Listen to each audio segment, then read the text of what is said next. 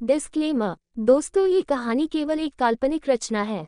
इसका वास्तविक जीवन से कोई भी संबंध नहीं है। कृपया आप कहानियों को केवल मनोरंजन की दृष्टि से ही सुने। साथ ही अगर यह चैनल नॉवल स्टोरी 2.6 पर पहली बार आए हैं तो सब्सक्राइब और वीडियो को भर भर लाइक करना ना भूलें। धन्यवाद। एपिसोड 45। रिया को ऐसे देख आरवी एक पल के लिए चौंक गई। वो रिया की फिक्र करते हुए बोली, व्हाट हैपन रिया? क्या हुआ तुम्हें? तुम इतनी डरी हुई क्यों हो और ये पसीना कैसे से रहा है तुम्हें? आई यू फाइन? बोलते हुए वो चेयर से खड़ी हो रिया के पास आ गई। रिया ने एकदम से आरवी को देखा और अचानक ही वो उसके गले लग गई। रिया के ऐसे हक करने से आरवी को हल्का सा धक्का लगा और उसकी आह निकल गई। उसने अपना एक हाथ अपने पेट पर रख लिया और उसकी आंखें दर्द की वजह से बंद हो गई। धक्का लगने की वजह से आरवी के पेट में एक तेज दर्द की लहर दौड़ गई थी। आरवी की आह सुनकर रिया एकदम से अपने होश में आई। वो झट से आरवी से अलग हुई और उससे माफ़ी मांगते हुए बोली, आई एम सॉरी मैम। वो गलती से मैंने आपको हक कर लिया। बोलते हुए वो रुकी और उसने एकदम से आरवी के चेहरे को देखा जिस पर दर्द की लकीरें उभरी हुई थी। रिया के चेहरे पर फिक्र भरे एक्सप्रेशन आ गए। वो चिंता भरी आवाज में बोला, क्या हुआ मैम, आप ठीक है? आई यू फाइन? बोलते हुए उसने अपना एक हाथ आरवी के कंधे पर रख दिया और अचानक ही रिया की नजरें आरवी के हाथ पर पड़ी जो उसने अपने पेट पर रखा हुआ था। रिया धीरे से बोली, मैम डॉक्टर को कॉल करूं क्या? आप पहले आइए, यहाँ बैठिए। बोलते हुए उसने आरवी को पकड़ उसकी चेयर पर बैठा दिया और टेबल पर रखा पानी का ग्लास उठा उसे पानी पिलाने लगी। आरवी ने थोड़ा सा पानी पिया और उसके बाद रिया ने ग्लास को टेबल पर रख आरवी के चेहरे को देखा जो अब कुछ नॉर्मल नजर आ रहा था। आरवी को नॉर्मल होता देख रिया ने एक राहत की सांस ली।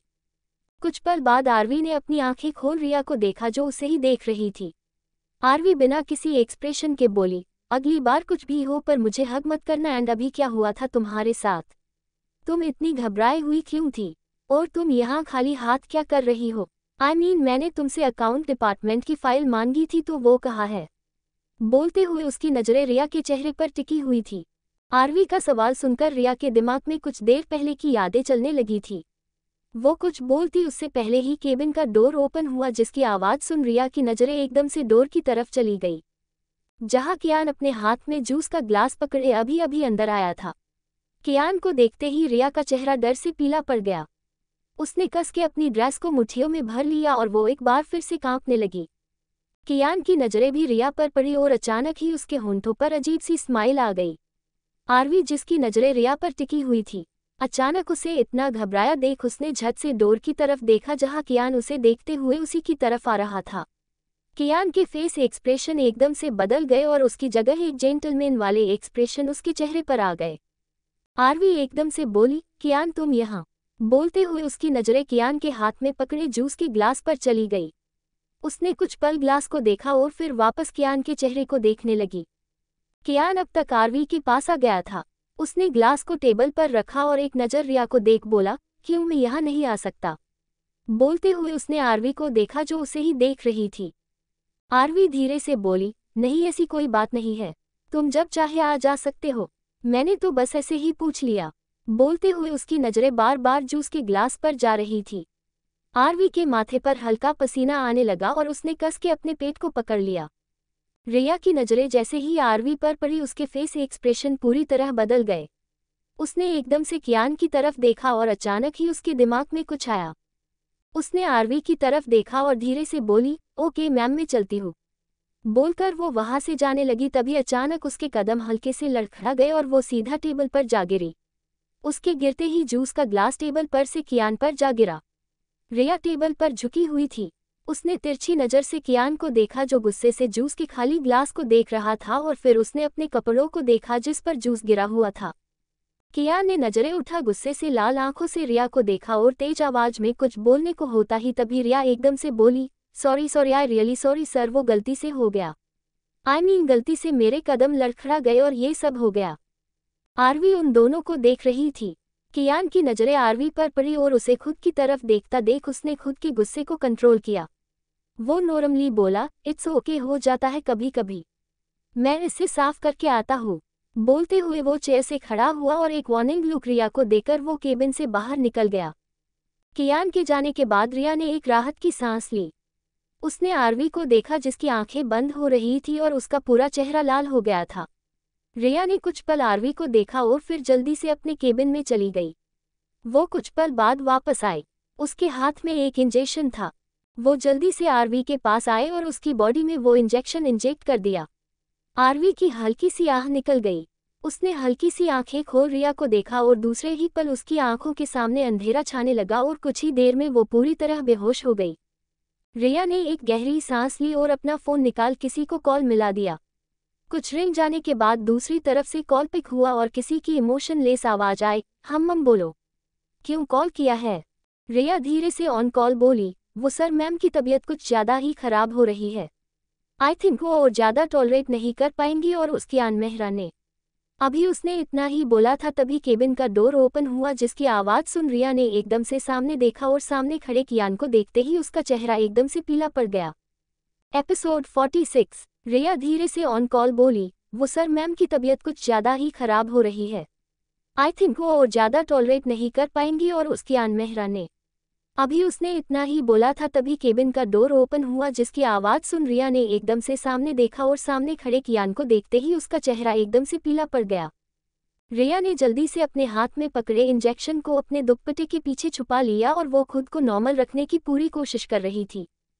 कियान गौर से रिया के चेहरे को देख रहा था। वो धीमे कदमों से रिया की तरफ बढ़ने लगा। कियान को अपनी तरफ आता देख रिया अपने कदम पीछे लेने लगी। उसने हल्का सा सर घुमा आरवी की तरफ देखा, जिसका सर चेयर पर लुढ़का हुआ था और उसकी सांसें धीमी चल रही थी। कुछ पल आरवी को देखते रहने के बाद वो फिर से कियान को देखने लगी। कियान गौर से रिया के चेहरे को देखते हुए उसकी तरफ बढ़ रहा था। रिया पीछे होते हुए अचानक वॉल से जा लगी।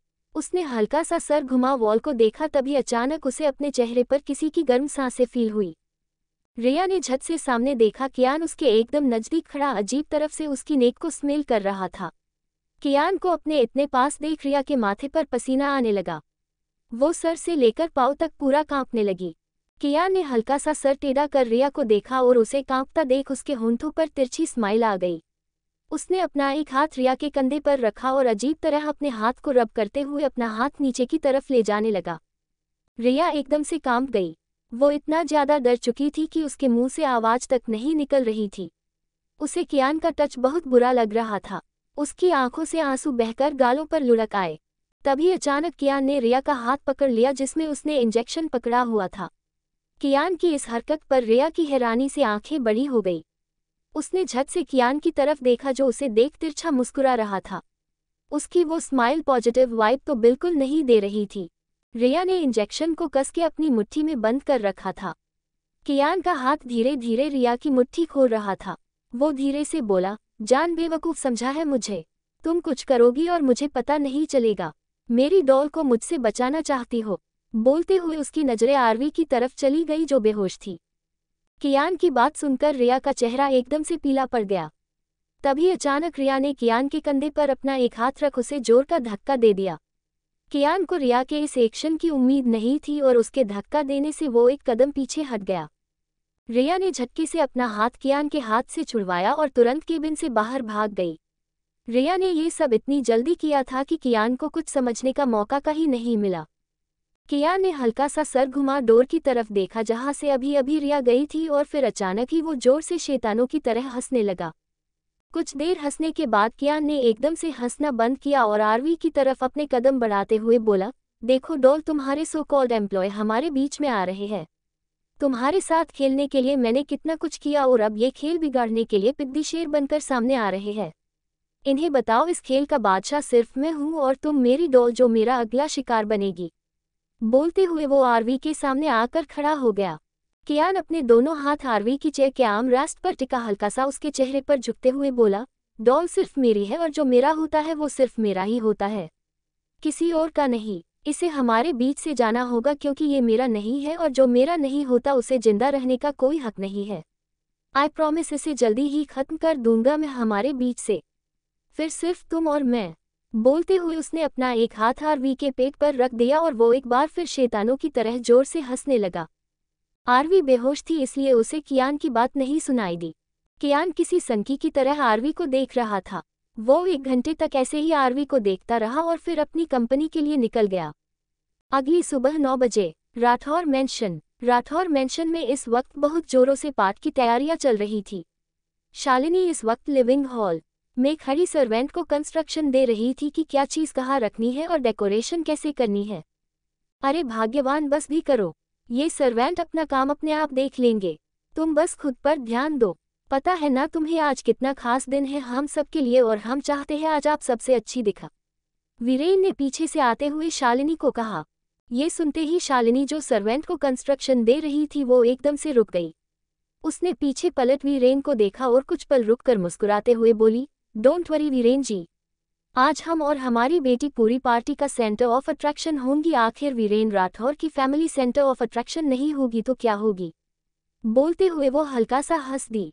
ये सुनते ही वीरेन शालिनी के पास आते हुए बोला, नो भाग्यवान, आज की पार्टी का सेंटर ऑफ अट्रैक्शन सिर्फ टिया होगी बिकॉज आज की पार्टी उसी के लिए रखी गई है, और अगर आप सेंटर ऑफ अट्रैक्शन हुई तो सबका ध्यान आप पर जाएगा, और ये हम बिल्कुल भी बर्दाश्त नहीं कर सकते हैं कि हमारी भाग्यवान को हमारे अलावा कोई देखे। शालिनी की एक आईब्रो ऊपर की तरफ उठ गई वीरेन की बात सुनकर। वो शरारती अंदाज में बोली, लगता है हमारे प्यारे पतिदेव को जेलेसी हो रही है। डोंट वरी, हम आपके थे, हैं और हमेशा रहेंगे, आपको जेलेस होने की जरूरत नहीं है। वैसे मुझे आपका जेलेसी वाला चेहरा बहुत हैंडसम लगता है। बोलते हुए वो अपने एक हाथ से वीरेन का सीना सहला रही थी। वीरेन शालिनी का हाथ पकड़ अपने नीचे होंठ को बाइट करते हुए बोला, oh really Mrs Rathore. Shalini उसी तरह मुस्कुराते हुए बोली, यस। ये सुनते ही वीरेन के फेस पर स्माइल आ गई। वो हल्का सा नीचे झुक शालिनी को अपनी गोद में उठाते हुए बोला, ओके तो फिर ठीक है, बेडरूम में आपको ये हैंडसम सा चेहरा तसल्ली से दिखाते हैं। ये सुनते ही शालिनी के फेस पर स्माइल आ गई और उसने अपनी बाहें वीरेन के गले में डाल दी। वीरेन शालिनी को लेकर अपने बेडरूम में आया और डोर को अंदर से बंद कर दिया। ऐसे ही शाम हो चुकी थी। शाम 8 बजे रात हो चुकी थी। राठौर मेंशन फेरी लाइटों और आर्टिफिशियल फ्लावर से जगमगा रहा था। उसकी रोशनी कई दूर तक अंधेरे को मिटा रही थी। मेहमान आने शुरू हो चुके थे। अंदर लिविंग हॉल में शालिनी अपनी कुछ फ्रेंड्स के साथ खड़ी बातें कर रही थी। उसने नेवी ब्लू कलर की नेट वाली साड़ी पहनी थी और मुंह पर ढेर सारा मेकअप किए वो खूबसूरत लग रही थी। उसने महंगी ज्वेलरी पहनी थी, जिन्हें वो बार बार किसी न किसी बहाने से अपनी फ्रेंड्स को दिखा रही थी। ये बात उसकी फ्रेंड्स भी नोटिस कर रही थी, पर उन सब ने उससे कुछ नहीं कहा। इधर वीरेन राठौर कुछ बिजनेसमैन के साथ बातें कर रहा था। उन सब के हाथ में महंगी वाइन का ग्लास था और वे सब बिजनेस से रिलेटेड बातें कर रहे थे। वीरेन ने शालिनी की ड्रेस से मैच करता हुआ 3-पीस सूट पहना था जिसका कलर नेवी ब्लू था। अब तक मीडिया, राठौर एंटरप्राइजेस के शेयर होल्डर, बिजनेसमैन और कुछ नामी फैमिली जिनका रुतबा मुंबई में रिच फैमिली का था, वे सब आ चुके थे। राठौर परिवार कोई छोटा मोटा परिवार नहीं था। वीरेन का उठना बैठना रिच फैमिली में था और उसका बिजनेस भी काफी अच्छे से चल रहा था। टिया ने जब से बिजनेस को संभाला था तभी से ही उसका बिजनेस सक्सेस की ऊंचाइयों को छू रहा था। इतनी बड़ी पार्टी थी तो मीडिया वालों का आना नॉर्मल था। पार्टी के बाद प्रॉपर्टी पेपर्स साइन होने थे। सारे शेयर होल्डर अपने शेयर टिया के नाम पर करने वाले थे। मुंबई की सड़क पर एक साथ 4 से 5 कार्स फुल स्पीड में पीछे धूल उड़ाती चल रही थी। उनमें से बीच वाली रॉयल्स कार में अशबेक शीट पर अपना सर पीछे हेड रेस्ट पर टिकाए आंखें बंद किए बैठा था। उसके फेस पर कोई एक्सप्रेशन नहीं थे। उसके दिमाग में क्या चल रहा है और क्या नहीं इसका कुछ नहीं पता था। तभी अचानक उसका फोन रिंग किया, जिसकी आवाज़ सुन उसने आंखें खोल साइड में सीट पर पड़े अपने फ़ोन को देखा और उसमें फ्लैश हो रहे नाम को देख उसने कॉल उठा, फ़ोन कान पर लगा लिया। तभी दूसरी तरफ से कुछ कहा गया जिसे सुन अश के फेस पर तिरछी स्माइल आ गई। वो बिना किसी भाव के विंडो से बाहर देखते हुए बोला, हम कभी ना तो कभी अपने किरदार में आना ही था। कोई कितना भी हाइड सेक का गेम खेलने पर अशवालिया से छुपना इम्पॉसिबल है। बहुत जल्द ये हाइड सेक का खेल खत्म कर सामने से खेल होगा। बोलकर उसने बिना दूसरी तरफ की बात सुने कॉल कट कर दिया और अचानक ही वो जोर से हंसने लगा। उसकी हंसी बहुत खतरनाक थी, जिसे सुन आगे कार ड्राइव कर रहा ड्राइवर भी एक पल के लिए कांप गया। उसके माथे पर ठंडे पसीने की बूंदें चमकने लगी। अश का ऐसा हंसना उसे डरा रहा था। कुछ पल हंसने के बाद अश ने एकदम से हंसना बंद कर दिया और वो विंडो से बाहर देखते हुए धीरे से गुनगुनाया, मेरे महबूब कयामत होगी, आज रुसवा तेरी गलियों में, मोहब्बत होगी, नाम निकलेगा ही तेरा लब से, जान जब इस दिले नाकाम से, रुखसत होगी, मेरे महबूब कयामत होगी, आज रुसवा तेरी गलियों में, मोहब्बत होगी। गुनगुनाते हुए वो तिरछा मुस्कुरा दिया। वो उसी तरह मुस्कुराते हुए बोला, I am coming little girl, बोलकर वो डेंजर तरीके से मुस्कुरा दिया। इधर दूसरी तरफ एक 7 स्टार होटल के एक वीआईपी रूम में आरवी ड्रेसिंग मिरर के सामने बैठी खुद को देख रही थी। उसने मिरर से बैग पर रखी एक ड्रेस को देखा जो ब्लैक कलर की थी। वो एक गहरी सांस लेकर बोली, आज बहुत कुछ होने वाला है। कहानी का हर किरदार बदलने वाला है। बहुत से किरदार अपने असली रंग में आएंगे और किसी से मुलाकात होगी। बोलते हुए उसने मिरर में खुद को देखा और धीरे धीरे उसकी नज़रें नीचे जाने लगी और लास्ट में उसकी नज़रें अपने पेट पर आकर ठहर गई। वो धीरे से बोली, बस कुछ दिन और बेबी, उसके बाद सब कुछ ठीक हो जाएगा। आई नो मेरी वजह से आप भी सफ़र कर रहे हो, बट ये सफ़र बस कुछ दिनों का ही है, उसके बाद हमें लड़ने की ज़रूरत नहीं है। मैं तुम और डे। इतना बोल वो एकदम से चुप हो गई। उसने एक गहरी सांस ली और आगे बिना कुछ बोले वो खड़ी हो बेड पर से अपनी ड्रेस उठा वॉशरूम में चली गई। एपिसोड 47। वो धीरे से बोली, बस कुछ दिन और बेबी, उसके बाद सब कुछ ठीक हो जाएगा। आई नो मेरी वजह से आप भी सफ़र कर रहे हो, बट ये सफ़र बस कुछ दिनों का ही है, उसके बाद हमें लड़ने की ज़रूरत नहीं है। मैं तुम और डे। इतना बोल वो एकदम से चुप हो गई। उसने एक गहरी सांस ली और आगे बिना कुछ बोले वो खड़ी हो बेड पर से अपनी ड्रेस उठा वॉशरूम में चली गई। दूसरी तरफ राठौर मेंशन में पार्टी जोरों शोरों से चल रही थी। कुछ लड़के लड़कियां स्टेज पर डांस कर रहे थे और बाकी के लोग अपनी बातों में बिजी थे। तभी अचानक सारी लाइट्स ऑफ हो गई। सब एकदम से चौंक गए और लाउड म्यूजिक भी बंद हो गया। कुछ लोगों के बीच लाइट्स को लेकर खुसुर फुसुर होने लगी थी। तभी अचानक एक स्पॉटलाइट स्टेयर पर पड़ी, जिससे सब एकदम से चुप हो गए और उन सब की नज़रें उस स्पॉटलाइट की तरफ चली गई। वीरेन और शालिनी के चेहरे पर गहरी मुस्कुराहट आ गई। वीरेन ने हल्का सा सर घुमा शालिनी की तरफ देखा जो अपनी कुछ फ्रेंड्स के साथ खड़ी थी और उसकी नज़रें भी वीरेन को देख रही थी। बाहर की लाइट्स की रोशनी थोड़ी अंदर भी आ रही थी, जिससे हॉल में खड़े सब लोगों को एक दूसरे का चेहरा आराम से नजर आ रहा था। वीरेन और शालिनी ने कुछ पल एक दूसरे को देखा और फिर वापस सामने स्टेयर की तरफ देखने लगे। तभी अचानक सबको स्टेयर पर किसी के हील्स की टक टक की आवाज़ सुनाई दी, जिसे सुन कुछ लड़कों की धड़कनें थम सी गई।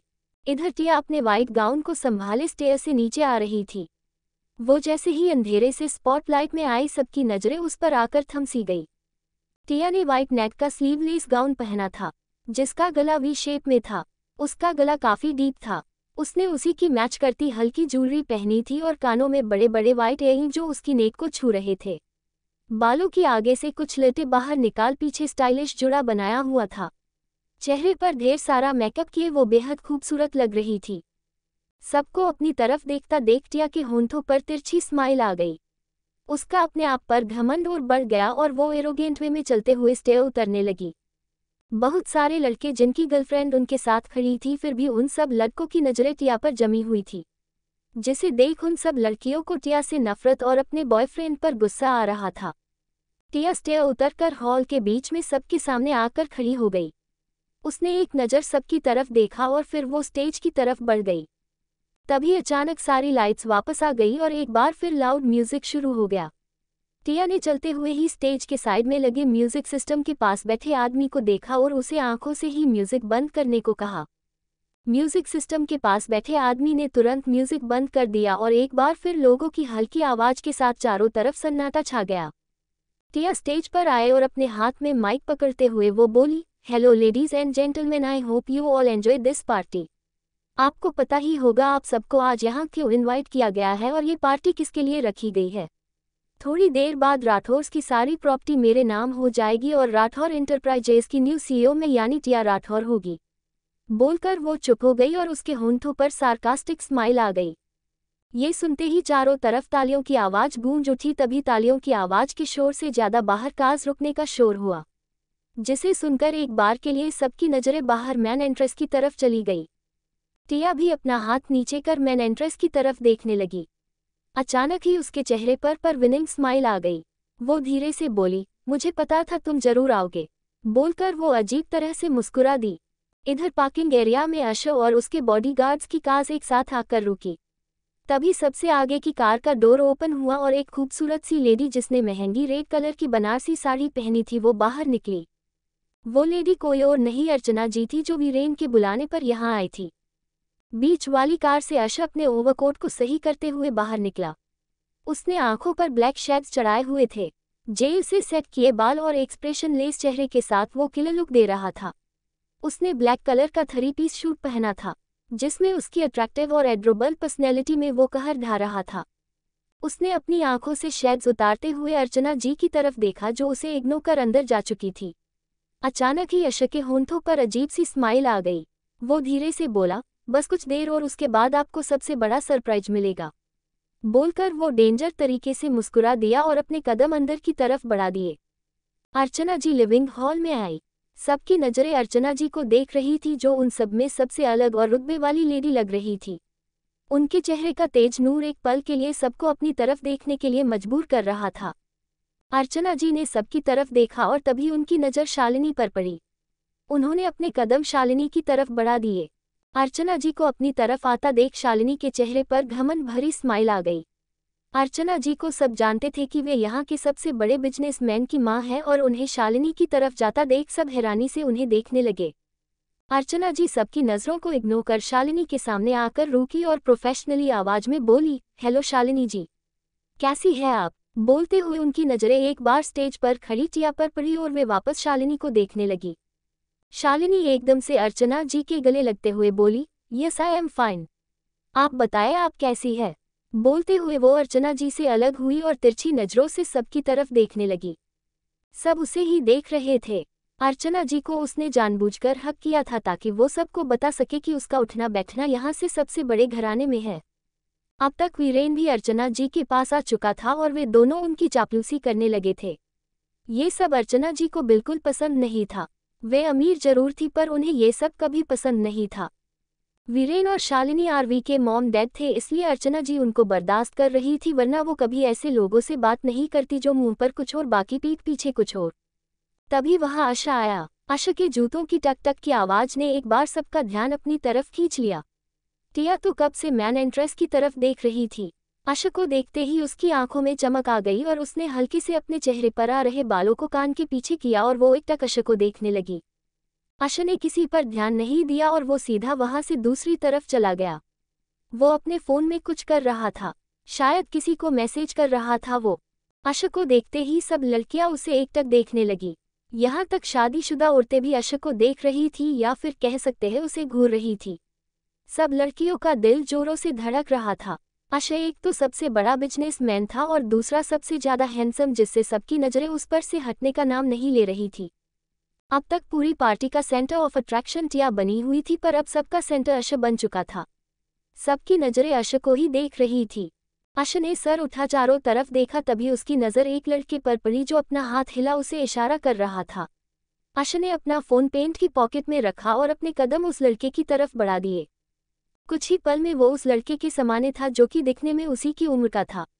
वो लड़का आशा के गले लगते हुए बोला, Asha my friend, how are you, I missed you a lot. बोलते हुए वो आशा के गले लगने को होता है, तभी आशा एकदम से 2 कदम पीछे हट गया और अपना एक हाथ आगे करते हुए बोला, डोंट टच मी, दूर रहकर भी बात हो सकती है। बोलते हुए वो अपने सामने खड़े लड़के को घूर रहा था। ये सुनते ही वो लड़का अजीब नजरों से आशा को देखते हुए बोला, तू लड़की तो नहीं है, फिर लड़कियों की तरह बिहेव क्यों कर रहा है? Don't touch me seriously. बोलते हुए वो लड़का, जिसका नाम मयंक था, वो आशा को घूर रहा था। आशा अपनी आई रोल करते हुए बोला, तुझे जो समझना है समझ, मुझे नहीं पसंद किसी का टच, तो दूर रहकर बात कर। बोलते हुए वो चेयर पर बैठ गया। मयंक ने कुछ पल आशा को देखा और फिर अपने कंधे उचका वो भी आशा के सामने वाली चेयर पर आकर बैठ गया। ऐसे ही टाइम बीतता गया और 1 घंटा बीत गया। तभी वीरेन स्टेज पर आया और माइक अपने हाथ में पकड़ते हुए सबकी तरफ देखकर बोला, हेलो लेडीज एंड जेंटलमैन, आप सबको जिस घड़ी का इंतजार था वो आ गई है। वकील साहब भी आ गए हैं और अभी कुछ ही देर में राठौर इंटरप्राइजेज की नई सीईओ टिया राठौर होगी।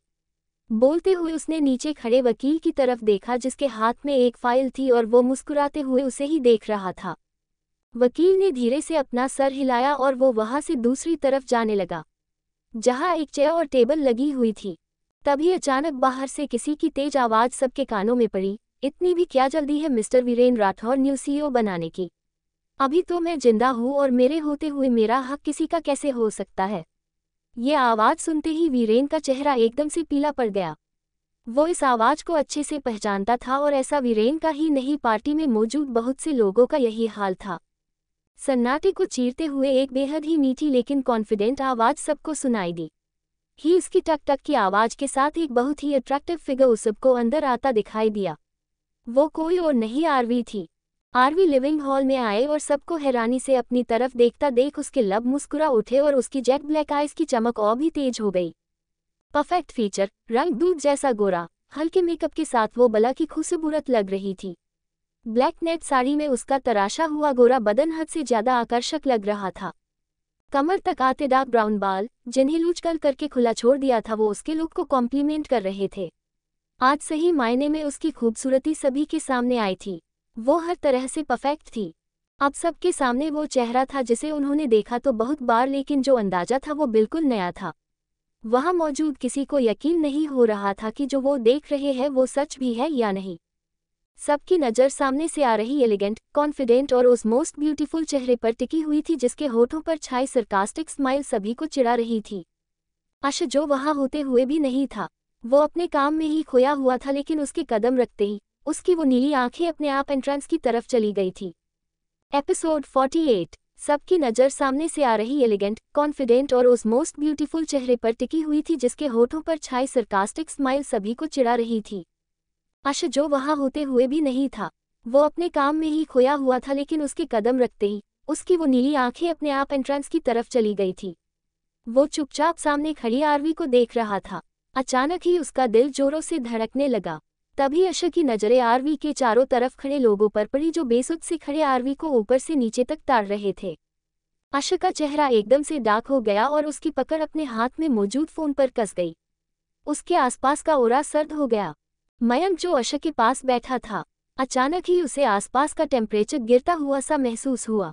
उसने नजरें उठा अश को देखा और उसका कोल्ड चेहरा देख वो एक पल के लिए हैरान रह गया। उसने अश की नजरों का पीछा कर चारों तरफ देखा और अचानक ही उसकी नजरें आरवी पर आकर ठहर गई। आरवी को देखते ही मयंक की आंखें हैरानी से बड़ी हो गई। वो धीरे से बोला, आरवी। इतना बोल उसकी नजरें एकदम से अश पर आकर टिक गई जो अपनी लाल आंखों से सबको देख रहा था, जैसे आंखों से ही सबको खा जाएगा। मयंक कंफ्यूजन से अश को देख रहा था। वो धीरे से खुद में बुदबुदाया, ये अश ऐसा रिएक्शन क्यों दे रहा है? जिस लड़की को ये 5 महीनों से ढूंढ रहा है, अचानक वो इसके सामने आकर खड़ी हो गई है और ये हैरान रहने की जगह गुस्सा से कांप रहा है। इसका माइंड उल्टा था, पर आज इसके एक्सप्रेशन भी उल्टे कैसे हो गए? बोलते हुए उसकी नजरें एक बार फिर आरवी की तरफ चली गई। टिया, शालिनी, वीरेन और अर्चना जी सब हैरानी से आरवी को देख रहे थे जिसकी नजरें स्टेज पर खड़े वीरेन पर टिकी हुई थी। अर्चना जी जिन्होंने अपने हाथ में जूस का ग्लास पकड़ा हुआ था, अचानक ही उनके हाथ से ग्लास छूटकर नीचे गिर गया। ग्लास टूटने की आवाज सुन सबका ध्यान अर्चना जी की तरफ चला गया, जो नम आंखों से आरवी को देख रही थी। आरवी की नजरें भी अर्चना जी की तरफ चली गई। उसने कुछ पल अर्चना जी को देखा और दूसरे ही पल उसने अपनी नजरें उनसे हटा ली और वो स्टेज की तरफ बढ़ गई। उसने कुछ खास रिस्पॉन्स नहीं दिया था अर्चना जी को देखकर। आरवी स्टेज पर वीरेन के सामने आकर खड़ी हो गई। वो बिना किसी एक्सप्रेशन के वीरेन को देख रही थी। वीरेन शॉक्ड होकर आरवी को देख रहा था। उसे यकीन नहीं हो रहा था कि जो वो अपने सामने देख रहा है वो उसका सपना है या फिर हकीकत। वीरेन इतना शॉक्ड हो चुका था कि उसके हाथ से माइक छूटकर नीचे गिरने वाला था। तभी आरवी हल्का सा आगे बढ़ी और उसने माइक को अपने हाथ में पकड़ लिया। आरवी के होंठों पर छाई डेंजर स्माइल उसे डिफरेंट लुक दे रही थी। आरवी सीधी खड़ी हुई और वो फिर से वीरेन को देखने लगी। वीरेन ने एक नज़र आरवी के हाथ में पकड़े माइक को देखा और फिर उसकी नजरें आरवी के चेहरे को देखने लगी। अरे ये तो आरवी राठौर है, वीरेन राठौर की जायज बेटी। सन्नाटे को चीरते हुए किसी औरत की आवाज सुनाई दी, जो नीचे खड़े लोगों में से किसी की थी। इस आवाज को सुनते ही आरवी के लब मुस्कुरा उठे। उसने हल्का सा सर टेढ़ा कर नीचे खड़े लोगों को देखा और फिर उसकी नजरें एक औरत पर आकर ठहर गई जो उसे देख तिरछा मुस्कुरा रही थी। आरवी की स्माइल और गहरी हो गई। इधर अश की नजरें आरवी से हट नहीं रही थी। वो एकटक आरवी को देख रहा था, बट उसने अपनी चेयर से उठने की तकलीफ नहीं की थी। आरवी ने एक नज़र भी अश को नहीं देखा था। शायद उसे नहीं पता था कि अश यही पार्टी में है, या फिर पता होकर भी वो अश को नहीं देखना चाहती थी। तभी दूसरी औरत हैरानी से आरवी को देखकर बोली, हाँ हमने भी देखा था और एक बार टीवी में न्यूज़ सुनी थी कि यही लड़की, अरे क्या नाम है इसका? हाँ याद आया आरवी, ये राठौर परिवार की जायज बेटी है और अक्षरा खुराना की बेटी जिसके नाम ये सारी प्रॉपर्टी है। टिया राठौर तो राठौर परिवार की नाजायज बेटी है, तो फिर आरवी के होते हुए ये प्रॉपर्टी ट्रांसफर पार्टी क्यों रखी है इन्होंने। बोलते हुए उसने टिया और शालिनी की तरफ देखा। वही उस औरत की बात सुन हॉल में खड़े लोगों के बीच बातें होने लगी थी। बातें टिया के बारे में ही हो रही थी। टिया का चेहरा एकदम से पीला पड़ गया। उसने कस के शालिनी का हाथ पकड़ लिया और वो नर्वस होने लगी थी। सबकी खुसुर फुसुर सुन आरवी सार्कास्टिकली मुस्कुरा दी। उसने वीरेन की तरफ देखा और माइक में तेज आवाज में बोली, डैड आप मेरे साथ ऐसा कैसे कर सकते हैं? मेरा हक आप टिया को कैसे दे सकते हैं, जबकि आपको अच्छे से पता था कि अभी मैं जिंदा हूँ और ये सारी प्रॉपर्टी मेरी मॉम की है। फिर आपने क्या सोचकर ये कदम उठाया? आपको क्या लगा आप मेरा हक किसी और को दे दोगे और मैं चुपचाप बस तमाशा देखती रहूंगी? ये प्रॉपर्टी मिस शालिनी राठौर की नहीं है जो आप टिया के नाम पर सब कुछ करने वाले थे। ये सब कुछ मेरी मॉम का है और उस हिसाब से इसकी लीगल वारिस मैं हूँ। बोलते हुए वो अपने पर्स से कुछ निकालने लगी। आरवी माइक में बोल रही थी, इसलिए सबको सब कुछ सुनाई दे रहा था। मीडिया वाले भी सब कुछ अपने कैमरे में रिकॉर्ड कर रहे थे। उनके लिए तो ये न्यूज अपने न्यूज चैनल के लिए सबसे बड़ी खबर उन्हें मिल चुकी थी। आरवी को अपने पर्स से कुछ निकालता देख शालिनी और टिया एकदम से घबरा गई। उन्हें अजीब सी बेचैनी होने लगी थी। शालिनी को गुस्सा भी आ रहा था आरवी को यहाँ देखकर, पर उससे ज्यादा उसे घबराहट हो रही थी। आरवी ने अपने पर्स से कुछ पेपर्स निकाले। उसने कुछ पल पेपर्स को देखा और अचानक ही उसके फेस पर डेंजर स्माइल आ गई। वो उन पेपर्स को वीरेन की आंखों के सामने करते हुए बोली, सी देखो इन्हें, ये है असली प्रॉपर्टी पेपर्स जिस पर मेरा नाम है और मेरी मॉम के रियल साइन। कहीं कोई झूठ नहीं है। तो फिर जब पेपर्स मेरे पास है तो आप प्रॉपर्टी टिया के नाम कैसे कर सकते हैं? कहीं आपने झूठे डॉक्यूमेंट बनवा कर तो ये सब कुछ नहीं करने वाले थे। बोलते हुए उसकी नज़रें साइड में टेबल के पास खड़े वकील पर आकर ठहर गई। इधर वो वकील जो इतनी देर से खड़ा सब कुछ देख रहा था। आरवी की लास्ट लाइन सुनकर उसका चेहरा एकदम से पीला पड़ गया, क्योंकि पेपर्स उसी ने बनाए थे और वे नकली पेपर्स थे। इस बात का उस वकील को अच्छे से पता था। अगर ये बात अभी सबको पता चल गई कि एक वकील ने झूठे पेपर्स बनाए हैं तो उसका करियर सब कुछ बर्बाद हो जाने वाला था। यही सब सोचते हुए वकील के माथे पर ठंडे पसीने की बूंदें चमकने लगी थी। इधर वीरेन हैरानी से पेपर्स को देख रहा था। उसे नहीं लगा था कि आरवी के पास प्रॉपर्टी के लीगल पेपर्स होंगे, क्योंकि उसे खुद नहीं पता था कि अक्षरा ने प्रॉपर्टी पेपर्स कहाँ रखे थे। वीरेन अपने हाथ आगे बढ़ा पेपर्स को आरवी के हाथ से लेने को होता है, तभी आरवी ने अपना हाथ पीछे कर लिया और वीरेन की तरफ देखकर तिरछा मुस्कुराते हुए बोली, इतनी भी आंखें खराब नहीं है जो आपको थोड़ी दूर की चीजें भी दिखाई नहीं दे सकती है। यहाँ से भी पेपर्स पढ़े जा सकते हैं। बोलते हुए वो वीरेन की आंखों में देख रही थी। इधर अर्चना जी बस एकटक आरवी को देख रही थी। आशा बिना किसी भाव के बैठा चुपचाप अपनी नीली आंखों से आरवी को देख रहा था, जिसने उसे एक नज़र भी नहीं देखा था। इधर अर्चना जी बस एकटक आरवी को देख रही थी। आशा बिना किसी भाव के बैठा चुपचाप अपनी नीली आंखों से आरवी को देख रहा था, जिसने उसे एक नज़र भी नहीं देखा था। शालिनी की नज़र आरवी के हाथ में मौजूद पेपर्स पर टिकी हुई थी। तभी अचानक उसके दिमाग में कुछ आया, जिसे सोचकर ही उसके होंठों पर मकारी भरी हंसी और आंखों में चमक आ गई। शालिनी ने अपने कदम स्टेज की तरफ बढ़ा दिए। वो स्टेज पर आए और आरवी के हाथ से झटके से पेपर छीन लिए। आरवी, जिसका ध्यान वीरेन पर था, अचानक किसी के पेपर्स छीने लेने से वो एक पल के लिए चौंक गई, पर दूसरे ही पल उसका चेहरा एक्सप्रेशन लेस हो गया। उसने सर घुमा शालिनी को देखा, जो मुस्कुराते हुए उन पेपर्स को देख रही थी। उसकी वो मुस्कुराहट पॉजिटिव वाइब तो बिल्कुल नहीं दे रही थी। आरवी की एक आईब्रो ऊपर की तरफ उठ गई। वो अपने दोनों हाथ सीने पर फोड़कर शालिनी को देखने लगी। तभी शालिनी ने एक नज़र नीचे खड़े लोगों को देखा जो उसे ही देख रहे थे। उनके बीच में कुसूर फूसूर अभी भी जारी थी। शालिनी ने डोर के पास खड़े अपने बॉडीगार्ड से सबको बाहर ले जाने का इशारा किया। बॉडीगार्ड शालिनी का इशारा समझ आगे आए और वहां की भीड़ को हटाने लगे। कुछ लोग जो वीआईपी आदमी थे और कुछ शेयर होल्डर थे, वे अभी भी वही खड़े थे। I am sorry all of you, but अभी आप सब जा सकते हैं। ये सारा हमारा घर का मैटर है जिसे हम अकेले में देखना चाहते हैं। शालिनी ने सबकी तरफ देख रिस्पेक्टफुली कहा, I am sorry all of you, but अभी आप सब जा सकते हैं। ये सारा हमारा घर का मैटर है जिसे हम अकेले में देखना चाहते हैं। शालिनी ने सबकी तरफ देख रिस्पेक्टफुली कहा। उसकी बात सुनकर वहां बचे कुछ आदमी भी बाहर की तरफ चले गए। अब वहां आशा, मयंक और अर्चना जी के अलावा बाहर का कोई नहीं था। शालिनी ने आरवी की तरफ देखा और कुटिल स्माइल करते हुए बोली, इन्हीं पेपर्स के दम पर तुम इतनी उड़ रही हो ना आरवी। क्या हो जब ये पेपर्स ही नहीं रहेंगे? वकील साहब ने पहले ही सारी प्रॉपर्टी के फेक डॉक्यूमेंट बना दिए हैं और अब अगर ये असली पेपर्स फट जाए या इनका नामो निशान मिट जाए तो फिर तुम क्या करोगी? अपनी माँ की प्रॉपर्टी हमसे कैसे छिनोगी? कोई तुम्हारी बात पर बिलीव नहीं करेगा, बोलकर वो जोर से हंसने लगी। शालिनी के हाथ में पेपर्स देख वीरेन और टिया के होंठों पर भी कुटिल स्माइल आ गई। अब तक जो उनके चेहरे घबराए हुए थे अब उस चेहरे पर अलग ही चमक नजर आ रही थी। अश जो अब तक बिना किसी एक्सप्रेशन के बैठा था, शालिनी की बात सुनकर उसकी एक आईब्रो ऊपर की तरफ उठ गई और उसके फेस एक्सप्रेशन धीरे धीरे बदलने लगे। उसकी नज़रें शालिनी के हाथ में मौजूद पेपर्स को देख रही थी। तो दोस्तों आगे कहानी में क्या होगा ये जानने के लिए स्टोरी को सुनते रहिए सिर्फ और सिर्फ नॉवल स्टोरी 2.6 पर। अगर कहानी आप सबको पसंद आए तो लाइक शेयर और कमेंट जरूर करें। धन्यवाद।